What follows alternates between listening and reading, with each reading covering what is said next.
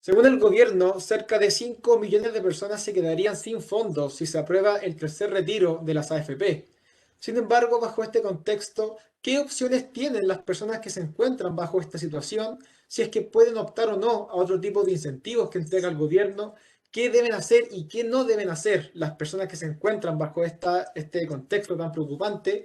Para responder todas estas dudas y interrogantes, hoy nos acompaña José Luis Ruiz. Él es economista y director académico del Diplomado en Administración de Riesgos de Negocios de la Facultad de Economía y Negocios de la Universidad de Chile. Hola, profesor, ¿cómo está? Un gusto. Hola, bien, bien, ¿tú? Bien, todo bien, profesor. ¿Qué le parece esta eventual tercer retiro de las AFP bajo su perspectiva, bajo su experiencia?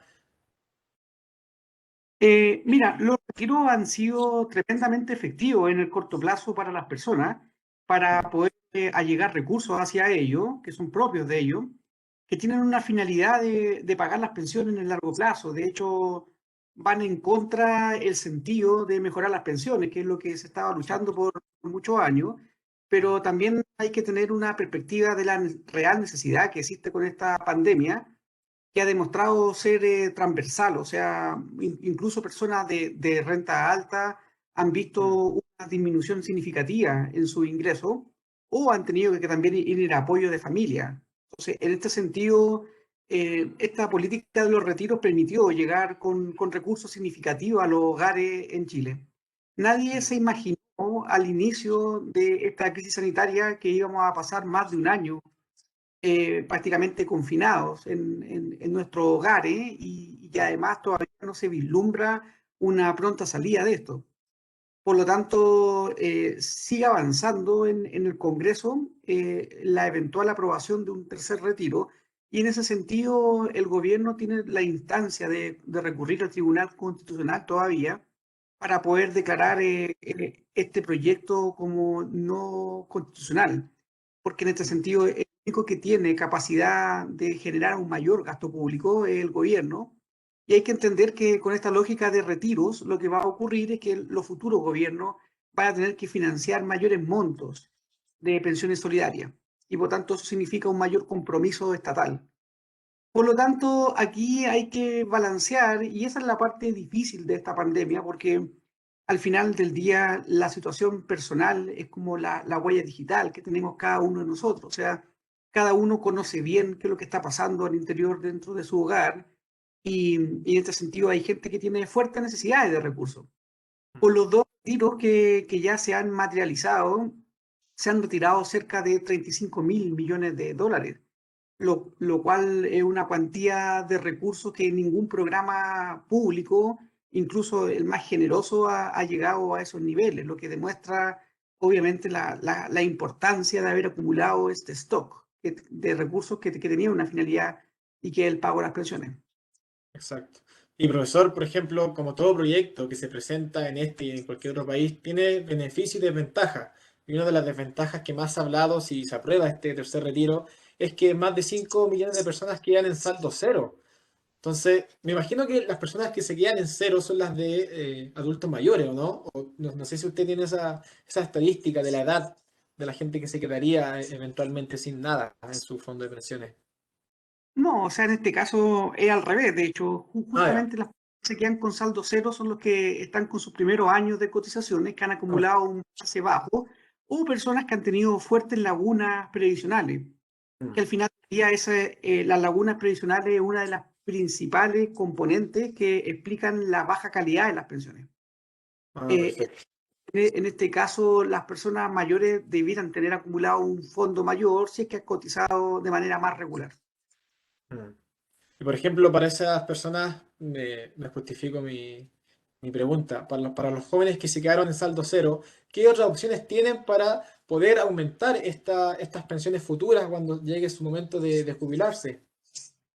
Sí, o sea, aquí básicamente, bueno, lo primero que hay que tener presente es que una vez superada esta pandemia, la economía se debiera reactivar fuertemente y por lo tanto un consejo que uno puede dar a las personas es que ante aumentos futuros salariales destinen una parte más importante al ahorro y en este caso en particular al ahorro previsional. Mm. También es una medida técnica correcta la que voy a decir, que es elevar la edad legal de retiro, pero es tremendamente impopular en las personas y no tiene mucho piso político Mm. para poder avanzar una reforma en ese sentido. Ha aumentado fuertemente la expectativa de vida. Ahí hay que entender que aquí ha habido un aumento de expectativa de 8 o 9 años desde cuando surge este sistema privado de capitalización individual en los años 80. Por Mm. lo tanto, se cotiza actualmente la misma tasa de cotización del 10%. Hay lagunas previsionales, la rentabilidad de los fondos ha convergido a la baja con el transcurso de los años. Por lo tanto, aquí no hay una receta mágica para poder mejorar las pensiones. Aquí se requiere un mayor saldo para financiar más años y también que las personas dentro de sus posibilidades, las que puedan, están viviendo nuevos tiempos en los cuales, por ejemplo, personas que hoy en día están llegando a los 60 años de edad, están llegando mucho en mejores condiciones que lo que llegaron sus padres a esa edad y las futuras generaciones van a llegar todavía en mejores condiciones. Por lo tanto, no es descabellado pensar que pueden trabajar más y con eso, entre comillas, mejorar sus pensiones por la vía de acumulación de un mayor saldo y menos años a financiar. Ahora, eso no es una receta para todos, porque hay trabajos que son pesados y hay casos en los cuales el mercado laboral expulsa a personas de sus puestos laborales y en ese caso solo tienen que recurrir a la pensión para generar ingresos en una avanzada edad. Por lo tanto, aquí hay que adaptar también el mercado laboral, hay que incentivar la educación financiera en las personas y en Mm. este sentido y previsional, de tal manera que, por ejemplo, hagan cosas tan básicas como, primero que nada, entender cuánto tienen de fondo en su AFP, proyectar, aprovechar los portales que tienen la distinta AFP y proyectar cuánto es el nivel de sus pensiones y de esa manera tomar medidas a tiempo para por ejemplo, como el APB, hacer ahorro previsional voluntario permitiría mejorar estos fondos. Entonces, en definitiva, la coyuntura la tenemos ahora, es presente, hay que sortearla de la mejor manera posible, pero también hay que tener una conciencia de la necesidad de recursos que vamos a tener en el largo plazo cuando alcancemos una edad más longeva y ya no tengamos la capacidad laboral de generar ingresos por esa vía. Por lo Mm. tanto, en este sentido, importante es hacer una adecuada planificación del retiro que involucra tanto edad, montos y en este caso, ese es el llamado que uno puede hacer a las personas. Perfecto, profe. Y por ejemplo, bajo su perspectiva, de su experiencia en este tema, que usted es experto en pensiones, ¿considera que un tercer retiro o ya un cuarto retiro sería una buena idea, sería una mala idea? ¿Qué pasaría después con las demás personas que aumentaría, obviamente, las personas que se quedan sin fondo en sus pensiones? ¿Cómo lo ve usted estos retiros que se han hecho? Ya vamos en el tercero. Es que nuevamente, o sea, yo creo que desde una visión técnica uno es imposible. Aquí no hay técnico que esté a favor de los retiros, porque justamente va Ya. en el sentido contrario de mejorar la calidad de las pensiones.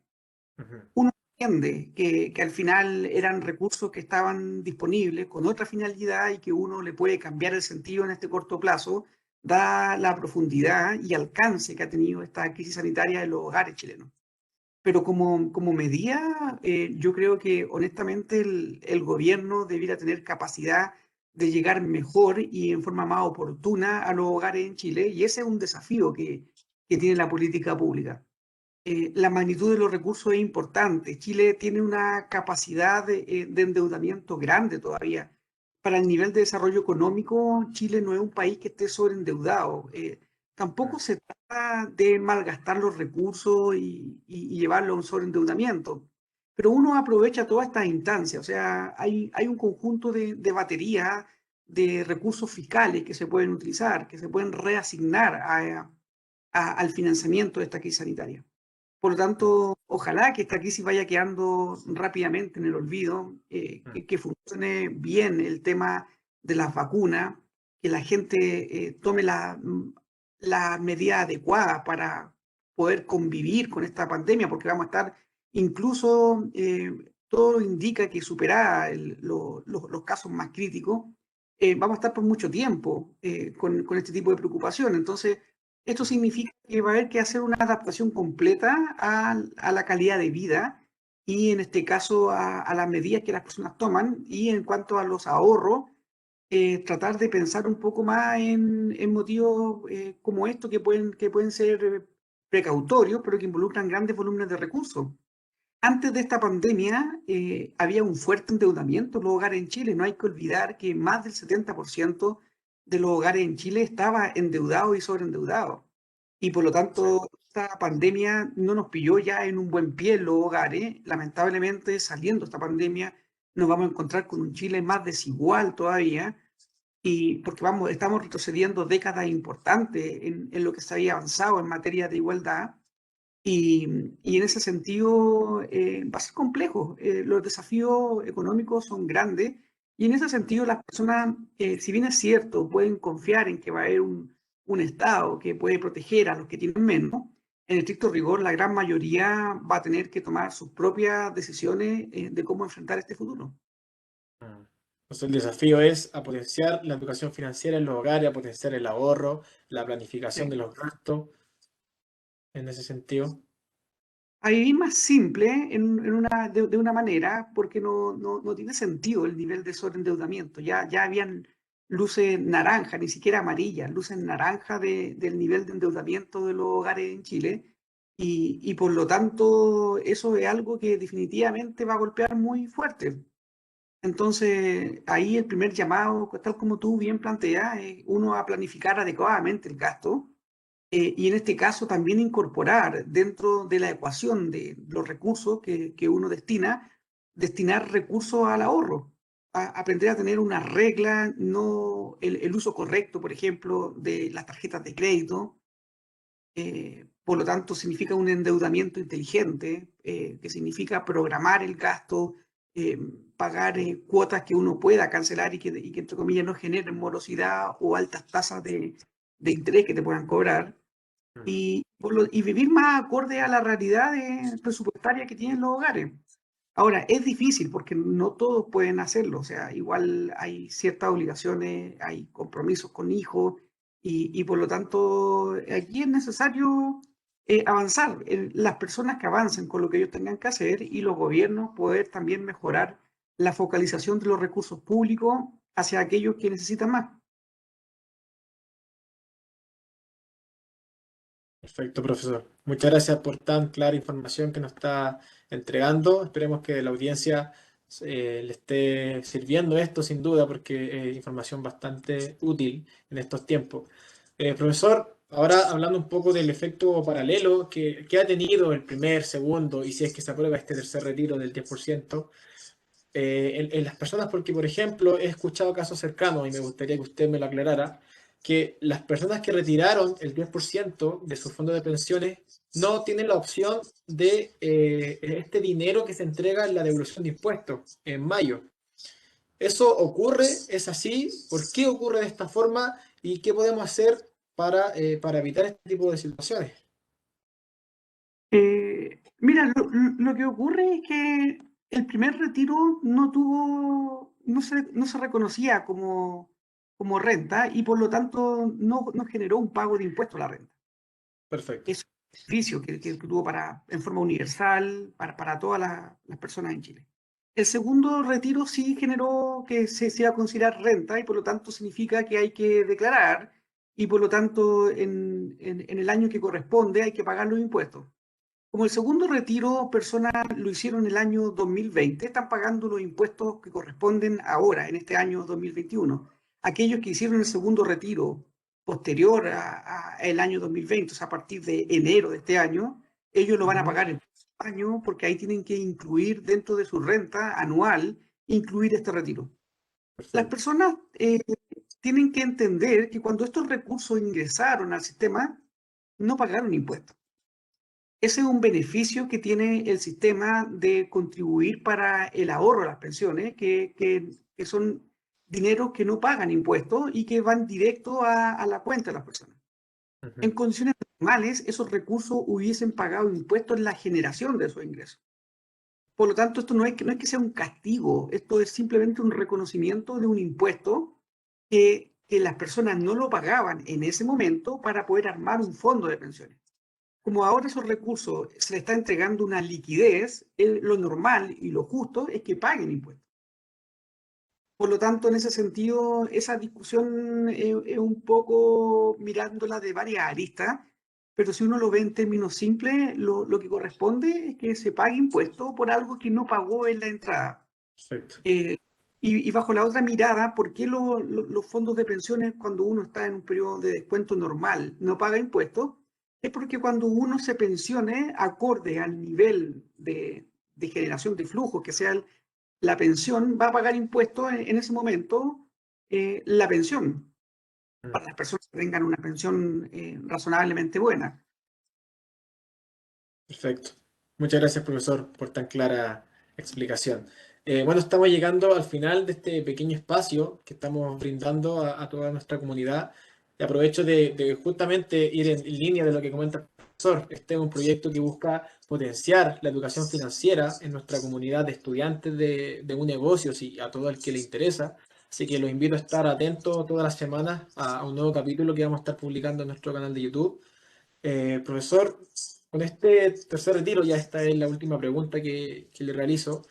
¿Este tercer retiro también tendría efectos negativos en la economía? Por ejemplo, en la minería o en otro tipo de industrias. ¿Cuáles son los beneficios y las desventajas también de este tercer retiro?